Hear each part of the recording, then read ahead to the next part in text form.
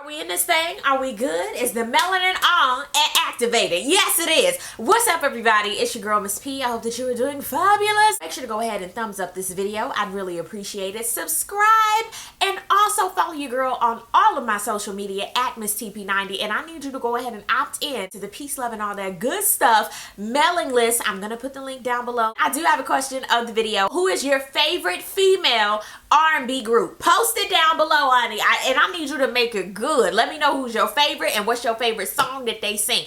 Post it down below. One of y'all I'm gonna pick because I'm gonna bring back my lip syncs. Also, let me know your thoughts on this episode of Love and Hip Hop ATL. So let's just go on and get into it. Mimi is gonna go talk to Stevie about Estelita because it's Jesus. Woo! Child, you will fuck up your vocal box trying to talk like Mimi. Woo! Her and Stevie meeting up so that she can figure out what's going on with Estelita and why he messing around with all these chicks again and doing the same shit he did with Jocelyn. Stevie and these Ike Turner, I want all your contracts type of deals.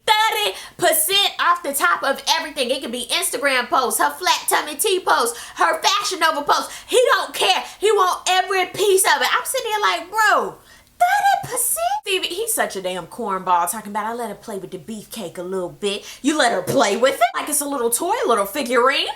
Oh, I love Mimi. So she sought out the beefcake. She wanted to play and fondle with the beefcake. She wanted to look at the beef. I'm like, yes, Mimi. She was with the beefcake. She smelled it. She looked all around it. She sniffed. She saw it. She got it just like you did. Yes. Do better, Steveland. Yes, you have 4 daughters, but honey, it doesn't make any difference with Steveland. Something up there ain't wrapped too tight. It just doesn't work out for Steven. He's going to continue. I told y'all, Steven is going to be about 70, 80 years old, and his girlfriend going to be in her 30s. Ugh, maybe even 20. Yeah, that's how it's going to be. And I agree with Mimi. Honey, you can't keep sleeping with your artist and thinking that something magical is going to happen. It's not going to work out. I just don't see it. I ain't even watched this season of Leave It to Steven because, child, I ain't leaving it up to him to do nothing. I try to give people the benefit of the doubt. I do, but honey, I cannot with Steveland Jordan. I cannot. Jocelyn is really,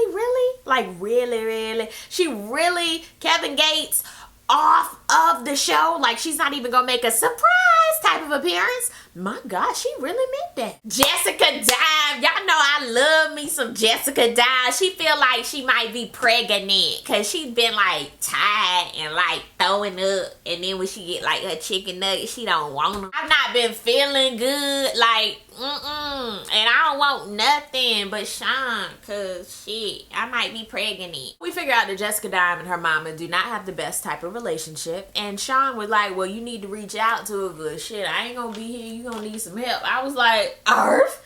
What? Okay. She's pregnant. She like, oh, I love you. He like, I love you too. And I guess he's going back to the NBA or the NB not. I don't know what he's gonna do. But child, they do need some coins for this little baby. That test said pregnant. I thought that test said, baby, you pregnant. But it said pregnant. But still, I was like, yep, that P was potent. Erica and Estelita, they're now buddies. And they're gonna go meet with Spice. Estelita was like, look, before we eat or whatever, I want to let y'all know that I did mess around with Stevie, but they were like, hold the phone. What? But that was before I signed the contract. Spice was like, girl, you shouldn't have signed that contract, bitch. No, you shouldn't have done it. Nope. Estelita was like, look at here, let me tell you some of my story because you got a little twisted around up in here. Estelita was the youngest of 20 kids. She was raped by her father. It was just heartbreaking hearing her story. And even Spice was like, shit. And I was like, yes, choke on your tongue, man. You never know why people are doing certain things. There's a lot of times we look around at people and go, what the hell they do that for? But then if you just listen or just look around, you'll figure it out. Everybody isn't raised the same way. Everybody doesn't have the same upbringing. Everybody doesn't have the same people around them. Everybody doesn't have the same opportunities or money, etc., etc. Spice has her own story. Erica Mena got her own story. Estelita has her own story. So we can't look at her and be like, girl, what the hell? That's what she had to do at that time. After listening to Estelita's story, I was like, yes, girl, you were a survivor. You got this. You've been pushing through. But at the same time, Stevie Absolutely not. And there's so many others in the industry, and child spinning all is everywhere. And there's unspoken stories everywhere about people who prey on other people just because they know that they want to get to the next level or they want this or that. So girl, you have to be a lot smarter. You gotta be quicker than that. Speaking of gotta be quicker than that, Tobias and Tokyo. I enjoy Tokyo, I do. But y'all know when I tell y'all that sometimes you can see people and you be like, they slick as baby oil. Tobias looks slick as baby oil. She was like, Tobias, I do not want to shack up. And we figure out that she's virginal. Okay, Tokyo, you haven't been around the world and okay, girl. All right. Interesting. So you can't see that Tobias just wants your drawers? No, you can't. Oh, Lord, I can't. Something with Tobias just make my eyebrow go all the way up, child. Speaking of getting in the drawers, Ciara and BK, he set up a nice little massage situation. He was rubbing her feet. She was like, oh my God, ain't nobody ever done this for me. He was like, ain't nobody put lotion on your feet. I was rolling. Like, I was laughing. Like, I was literally, ain't nobody ever put Vaseline on my big toe. She tells him what happened at the salon with Shooter and the baby, and he's like, I don't care. I just want to lotion your baby toe. I don't want to talk about this. He was like, I'm trying to figure out why she cared. Like, she still got feelings for this dude.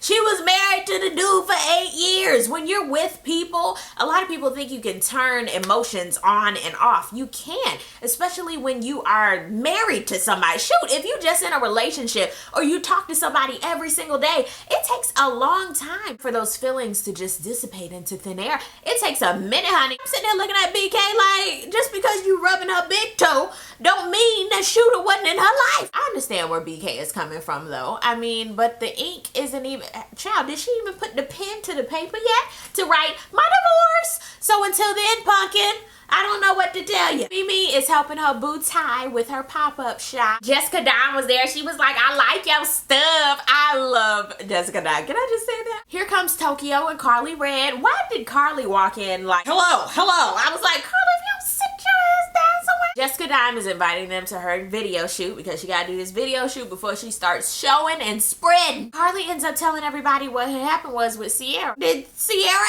ask you to tell her personal business even though this is on national television? But still, Carly, you said Carly is the Sheree of Real Housewives of Atlanta. Ooh, Jessica asked where Melissa is at, and apparently Jessica don't know that there is bad blood between Melissa and Ty. So everybody like, no, and Jessica was like, my bad, I ain't know. Carly said, I would have invited Melissa, but I don't think it would have been appropriate. Ty was like, it wouldn't have been inappropriate. I mean, I ain't got no problems with Melissa. And I was like, okay, little Scrappy, you ain't got no problems? Who?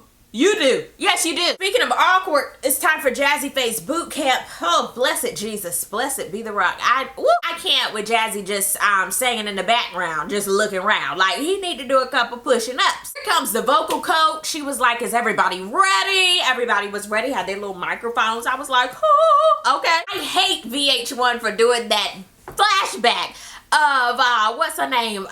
Minna's goat vibrato. I could not,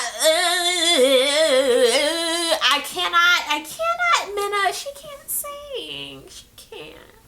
No. They all flat as shit. I just can't. I really could not, especially with Minna. Who was like, oh, I was like, no, cut it. Give me the microphone. No. That vocal coach tried it, talking about they all got good, potential. You can tell anybody they have good potential, but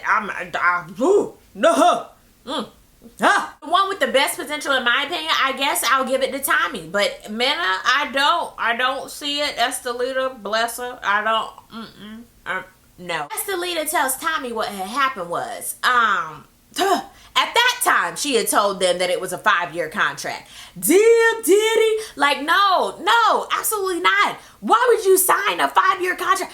No, I don't don't even like contracts in my life. Even when I upgrade my phone, when I get a gym membership, I'm like, how long is this for? Don't you give me no 24 months. I don't have time. Where am I going to be in 24 months?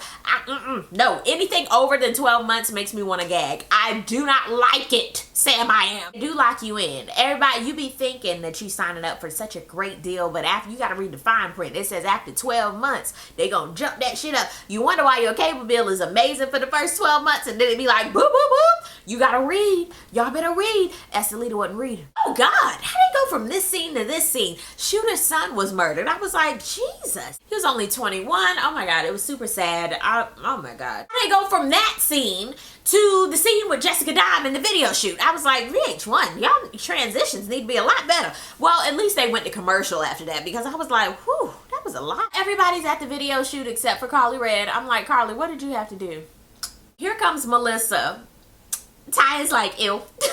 Mimi looking like, no, why is Melissa coming with my girlfriend right here? I can't. You can tell Mimi was really gonna hyperventilate, because she was like, I can't do this. Ty was like, I mean, I'm not uncomfortable. I mean, are y'all friends or are y'all fucking? I was like, ah. That is the number one question of the evening. They go into, we are just friends and it's fine and it's not uncomfortable. And Ty was like, I don't be fucking my friends. And I was like, that was the cue for Jessica Dime, because she was like, I don't feel good. I was like, yeah, girl, get up out of there. Melissa said that Mimi and her stopped being friends because of Ty and Mimi's relationship. I was like, that is possibly true. But really, the truth was they crossed the line, Melissa and Mimi, and now they can't be regular schmegular friends. I don't know. They still got the little eyes for each other, and it's just awkward. I don't know what it is, but I see y'all through that, honey. No. And the slick shit that Melissa was saying, I was like, oh, Tokyo, get her. It was her first time meeting Melissa, but she was still like, girl, if you don't get your ass up, come on. Too much. I was done with Mimi and Ty. She looking at Ty talking about, you are so full of shit. I have a question for y'all. Can you be friends with somebody you used to mess with?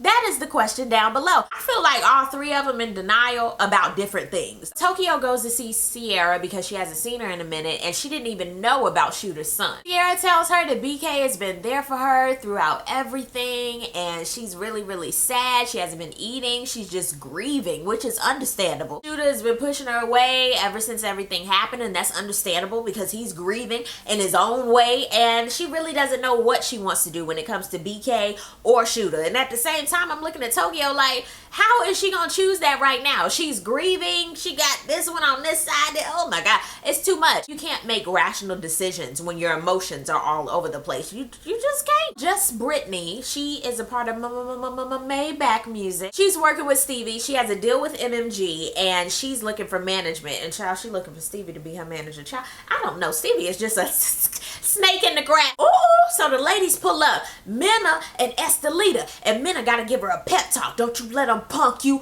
Don't you cry up in here. You got this, son. You ready, B? Let's go get him. Started off fine. Everybody was cordial. Hi, being nice, nasty. And then I knew the shit was gonna hit the fan. Because Brittany said, yes, it takes a lot of hard work to get where I'm at right now, and I ain't fucked my way to the top. I said, ooh, shots fired. Minna, boo, boo. Estelita. Okay, sorry. Michael Jackson moment. Do you remember the time? Circa 92. Then it jumps in, talk about the girl feet, and she look ashy, and it was just a mess. And then it's just back and forth, everybody cussing at each other, and Stevie just sitting there in his leather jacket and that spray painted hair, just looking around like, what the hell? We're just arguing back and forth. I know security had to get him out of there. It was just too damn much. And I was just sitting here like, really? Stevie just looking there, getting away with it like he does every single time. Oh my God. That was the episode. Down below in the comment section, I would love to know, what did you think about this episode? And make sure you answer the question, your favorite female R&B group. Let me get into some shout outs. Shout out to Amaya Raymond. Hey girl, thank you for your comments. Appreciate you. And yes, I did watch the new episode of Tiana and Iman. I loved it. Shout out to Shalonda Bright. Oh, you're so sweet. Madam K.L. Lewis says, Miss P, are you going to do a review for Braxton Family Values? Okay, I don't know. I'm thinking about doing a couple things. I'm not gonna tell y'all yet, so you don't commit it to memory and be holding me to it. But hold your horsey. Shout out to Blessed Washington. Thank you so much. I'm so glad you enjoyed the videos. Shout out to Keithra Jones, Roger Bob. She said she misses me saying Roger Bob. Baby Trisha says, I love Tiana and Iman. I was going to sleep, then it came on and I lost all the sleep. Exactly. They keep you up, they hype, they lit. All of the above. Tiana Taylor is like my homie in my head. Like, we would have so much fun together. She said, I'm so behind on movies. Any suggestions? Go see Acrimony. I've seen it twice. I saw it on Sunday with Mama P, and then I went with my crew yesterday to see it, and it was pretty good. I enjoyed it. The ending was trash, in my opinion, but it was a good movie. It's definitely a conversation starter. It's just good. I would recommend that you go see it. That's the latest movie that I've seen. Shout out to Randy Love. Thank you so much for subscribing. I really appreciate it. And honey, that is a wrap. Comment down below. You just might get a shout out in the next video. Thank you so much for watching. I really do appreciate it. And I will see you on the next video. Peace, love, and war. That good stuff. God bless. Bye.